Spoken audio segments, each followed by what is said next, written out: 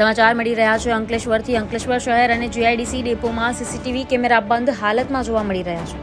GIDC depot પર લગાવેલ CCTV parcel વિભાગની private agency નાતે બંધ પણ છે। સૌથી વધુ મોબાઈલ અને પાકીટ ચોરીના બનાવો જીઆઈડીસી ડેપોમાં બનતા હોવા છતાં તંત્ર નિષ્કાળજી સામે આવી રહી છે।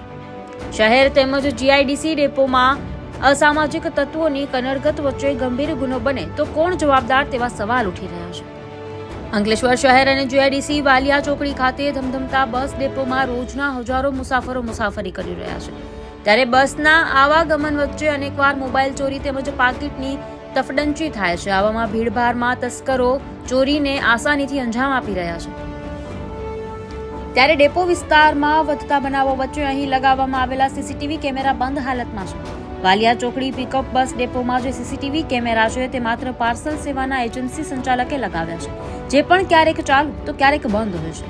આવામાં કોઈ ઘટના બને તો સીસીટીવી ફૂટેજ મેળવવા જતા મુસાફરોને ઉડાઉ જવાબ સાથે કેમેરા ના ચાલતા હોવાનું સાંભળવામાં મળી રહ્યું છે, ત્યારે એસટી નિગમ દ્વારા અહીં સીસીટીવી કેમેરા લગાવવામાં આવ્યા જ નથી, તો શહેર ડેપોમાં લગાવેલ સીસીટીવી કેમેરા સદંતર બંધ હાલતમાં છે।